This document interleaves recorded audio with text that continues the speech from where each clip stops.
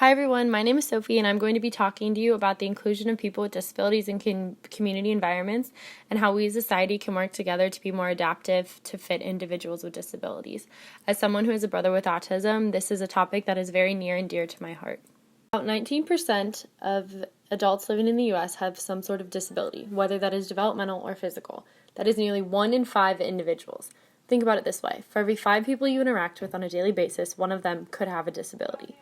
Furthermore, according to the Center for Disease Control and Prevention, as of 2018, 1 in every 59 kids is diagnosed with autism, which is a 15% increase from 2016's report of 1 in every 65. Everyone has strengths and everyone has weaknesses. However, our society has a tendency to focus on people's weaknesses rather than their strengths. If you think about that, this explains much of the discrimination towards people with disabilities. A great example of this situation is when people use the term confined to a wheelchair, when in reality, wheelchairs give individuals mobility and independence that allows them to do so many great things. If people can shift their focus from seeing what people can't do to seeing what people can do, we can work towards including more people with disabilities in communities. And I want to clarify that when I say in communities, I mean in our town communities, out in public, in schools, and in the workplace. It's an all-inclusive term. Local communities and the workforce are particularly important in this topic. One major problem impacting the inclusion of people with disabilities in the workforce is the Fair Labor Standards Act of 1938. This act gives employers the right to pay their workers with disabilities below minimum wage. This concept is based on the observation that some individuals with disabilities work slower than workers with no diagnosed disability. This right is something that many employers use when paying their workers with disabilities, which brings up the question, is this fair to the individuals?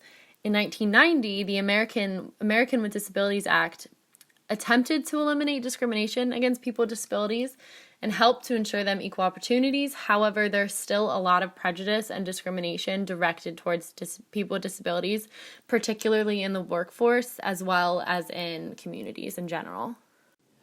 Instead of excluding someone because we think that they can't do something, let's work together to figure out what people can do and what they're passionate about and make that the focus. We need to work together in order to support individuals with disabilities and make sure that they have an equal opportunity to contribute to their communities. So how can we work together to better adapt to be more inclusive and accepting of people with disabilities?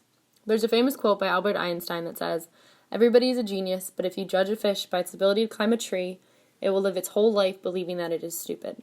And I think that is a very powerful and applicable quote to this topic. The only way that people with disabilities are going to be properly included in communities is if people in society change the way we view and treat them. Therefore, we need to adapt our community environments both physically and emotionally. The Open Doors Studio and Gallery, which is actually located here in Columbus, is a great example of an organization that really does go above and beyond to make sure that people of all different abilities are able to express themselves in any way necessary. They are an art space that allows individuals to come in and explore their creativity, develop their art skills, and find a way to express themselves through their art. What is particularly interesting about this organization, however, is that they don't see their community members as people with disabilities, they see them as artists. These artists at Open Door are encouraged to come in and be themselves and follow their instincts in a space that sees them for who they are, not for their disability.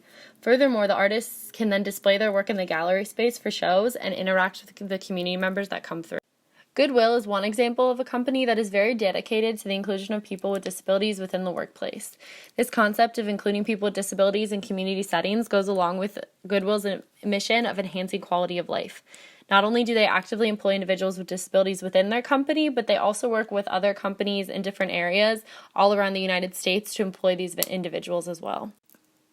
My proposition to you guys as my audience is to go out and learn more about disabilities. One great way of changing your perception is to volunteer at local walks. Columbus hosts a huge Autism Speaks walk every year in October and a buddy walk for Down syndrome in September. Additionally, you can change your perspective of disabilities by simply talking to people who have experience with disabilities. This could mean going out and talking to family members, talking to individuals who work in the disability world, or just talking to people who actually do have disabilities. Furthermore, TED Talks and documentaries are a great way to learn more information, and they're typically very short videos. possible barriers to this argument could be previous assumptions that people have of disabilities based on stereotypes, but that's very simple to change just by gaining more knowledge of disabilities and what it means to have a disability. Not knowing how to volunteer at these walks is another one. OSU makes it really easy. They have clubs and flyers that tell you how to do it, and they're all online. And another one could be thinking that you cannot make a difference, which is not the case at all. Even changing the way that you view people with disabilities will make a difference, and it will make an impact.